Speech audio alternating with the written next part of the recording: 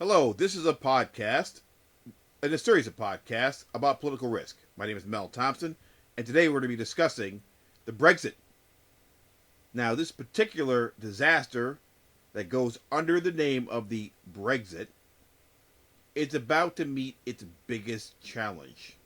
On two different fronts, we will see that the Brexit is not a panacea, that the Boris Johnson people and the train wreck led and driven by Boris Johnson and his people have touted it to be.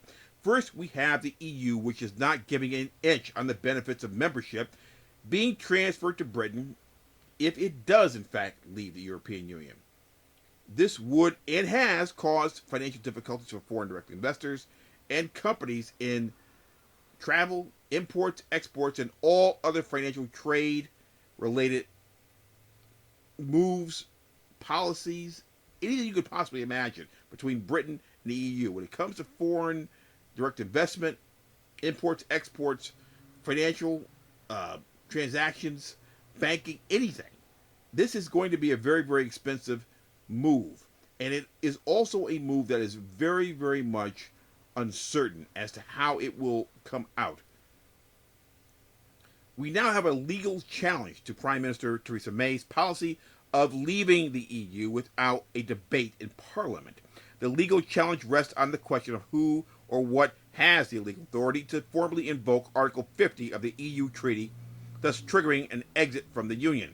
Some say it must be the Parliament, others say that the Prime Minister has the authority. No matter who has the authority, the Brexit has now run headlong into mocking by the very person who is in charge of the EU's Brexit policy. Mr. Donald Tusk, who was Prime Minister of Poland and is now the President of the European Council, stated, and I quote, "There will be no compromise in this regard." And he was referring to the Brexit slogan of "have their cake and eat it." They're going to be choking on air because they're not getting anything out of leaving. Not only will Britain not have any of the benefits, which would be the cake in this case, of EU membership, they will not even be able to negotiate any concessions now or later. In other words, the freedom that Boris Johnson lied and conned his way into a Brexit is going to come back. It is starting to come back very slowly but surely, and in the form of a slap in the face of the very people who voted for it, and even the people who voted against the Brexit. If the High Court rules in favor of the Brexit, opponents, the potential for the overall opponents to have any type of political future is very, very bright, because the people who oppose it and warned you in the first place are the same ones who were just sitting there waiting for the other shoe to drop so they could actually run successfully for office and possibly take over Parliament.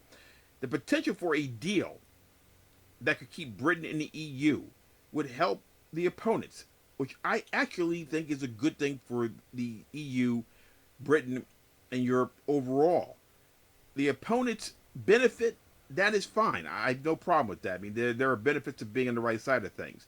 In that case, they would be on the right side. But the one thing you must remember is the opponents, even though they would be correct, and if they win, that's great, there would be a lot of uncertainty as how they're going to be handling a situation that falls into their lap, where the EU is now looking at Britain with a lot of suspicion after this all has taken place. Even if the Brexit does not happen, there's going to be a long-term period of damage control that needs to be done. The uncertainty of this situation at this time requires two distinct political risk plans. One is if the Brexit is null and void, and the second if it is not. As far as I'm concerned, either one is going to be accompanied by the political risk associated with domestic political fallout from a Boris Johnson-led charade. Britain will go through national elections, and at some point the outcome of this will be uncertain then certain, and then whoever wins is still going to have to be dealing with the long-term impact of a reputational political risk that should never ever have happened, given the facts that we now know, which are that the Brexit was a mistake. It was a con job led by a bunch of people who never ever should have had their hands on a lever of power in the first place. This has been Mel Thompson.